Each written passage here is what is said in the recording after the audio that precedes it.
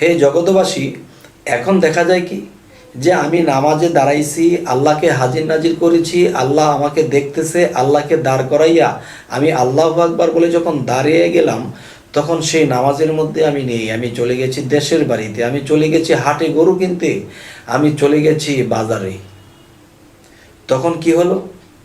আমি আল্লাহকে আমার সামনে দাঁড় করিয়ে আমি বাজার করতে গেছি, আমার স্ত্রীর সাথে কথা বলছি, আমি হাটে গরু কিনেছি। এত কিছু করার পরে যখন দেখতেছি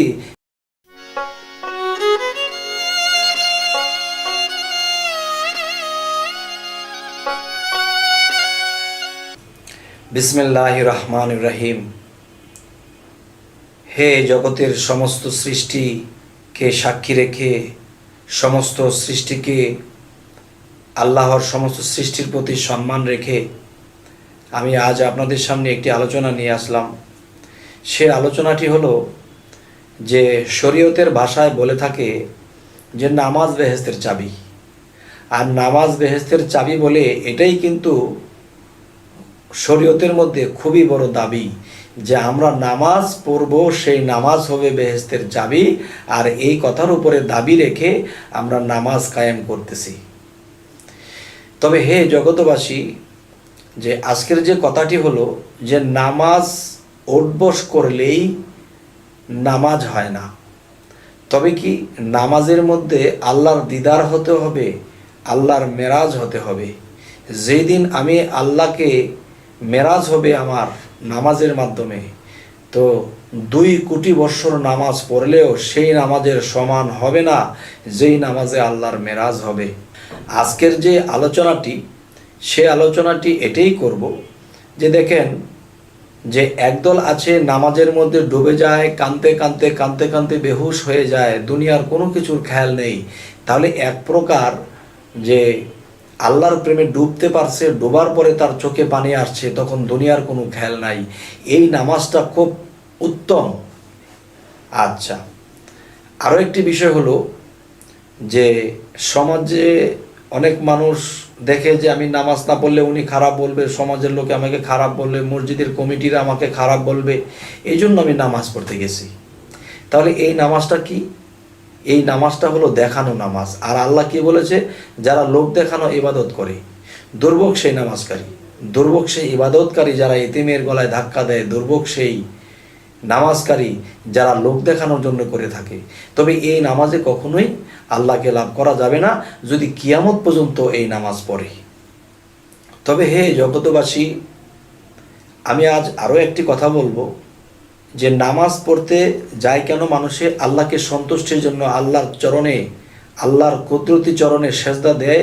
এই কারণে আল্লাহকে সন্তুষ্ট করার জন্য যে হ্যাঁ বান্দা আমাকে সেজদা করেছে।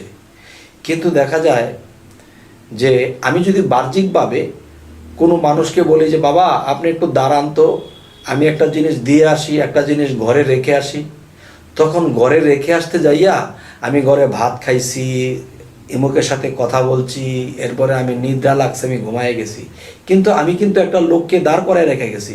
তখন সেই লোকটা ঘন্টাখানি অপেক্ষা করে তখন খোঁজ নিতে গেল যে লোকটা আমাকে দাঁড় করায় রেখে গেল, তিনি এখন কোথায়? তখন ঘরে গিয়ে দেখে তিনি ভাত টাত খেয়ে সে ঘুমিয়ে আছে, কিন্তু তাকে রোদের মধ্যে দাঁড় করিয়ে সে ভাত খেয়ে ঘুম দিয়েছে। তাহলে এই লোকটা কেমন? এই লোকটা একদিনেই কিন্তু ওই লোকের কাছে একজন অবিশ্বস্ত লোক হয়ে গেল, চরিত্রহীন লোক হয়ে গেল, একদম খারাপ লোক হয়ে গেল। কেন? সে আমাকে রোদের মধ্যে দাঁড় করিয়ে সে খেয়ে দিয়ে ঘুম দিয়েছে। তখন এই লোকটাকে যত গলা ফাটায় বলুক, এই লোক তাকে আর কখনোই বিশ্বাস করবে না। তবে হে জগতবাসী, দুনিয়াতে একটা মানুষ এটা সহ্য করতে পারলো না। তবে আল্লাহ তো অনেক ধৈর্যশীল, আল্লাহ আমাদেরকে সহজে কিছু করেন না, আল্লাহ সহজে কাউকে অপবাদ করেন না। তবে আমি বলবো যে হাদিস যদি আমরা লক্ষ্য করি যে তোমরা এমনভাবে নামাজ পড়ো যেন আল্লাহ তোমার সামনে দাঁড়িয়ে আছে, তোমাকে আল্লাহ দেখতেছে। এখন আমার চক্ষু হয়নি যে আমি আল্লাহকে দেখব, কিন্তু আল্লাহ তো আমাকে দেখতেছে। শরীয়তের ভাষায় এই কথাগুলো বলা হয়েছে। তখন দেখা যায় যে আল্লাহকে হাজির নাজির করে বলেছি আল্লাহু আকবার, আল্লাহ সর্বশক্তিমান, আল্লাহ আমাকে দেখতেছে, আল্লাহ আমার সামনে দাঁড়ানো। এই মনোভাব নিয়ে আল্লাহর কুদরতি চরণে যখন আমরা সেজদায় লুটে পড়ি, তখন আল্লাহ খুশি হন। তো এখন দেখা যায় হে জগতবাসী, এখন দেখা যায় কি যে আমি নামাজে দাঁড়াইছি, আল্লাহকে হাজির নাজির করেছি, আল্লাহ আমাকে দেখতেছে, আল্লাহকে দাঁড় করাইয়া আমি আল্লাহু আকবার বলে যখন দাঁড়িয়ে গেলাম, তখন সেই নামাজের মধ্যে আমি নেই। আমি চলে গেছি দেশের বাড়িতে, আমি চলে গেছি হাটে গরু কিনতে, আমি চলে গেছি বাজারে। তখন কি হলো? আমি আল্লাহকে আমার সামনে দাঁড় করিয়ে আমি বাজার করতে গেছি, আমার স্ত্রীর সাথে কথা বলছি, আমি হাটে গরু কিনেছি। এত কিছু করার পরে যখন দেখতেছি যে ইমাম সাহেব যখন সালাম ফিরাবে, ওই সালাম ফিরানোর শব্দ শুনে আমি আবার মসজিদে ফিরে আসছি। তখন মসজিদে ফিরে আসছি, এসে আমি সালাম ফিরাইতেছি। তাহলে আমি এটা কি করলাম?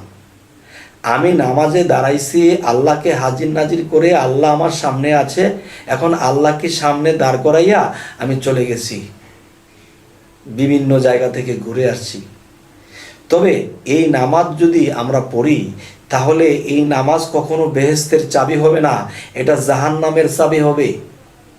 হে জগতবাসী, আজ এই কথাগুলো একটু করা যদি হয়ে থাকে আপনারা কিছু মনে করবেন না, তবে একটু চিন্তা করবেন যে আমি কথাগুলো কি ভুল বললাম না সঠিক বললাম। যদি সঠিক বলি অবশ্যই আপনি আমাকে কমেন্টে জানাবেন, আর যদি সঠিক নাও বলি তাও আমাকে জানাবেন।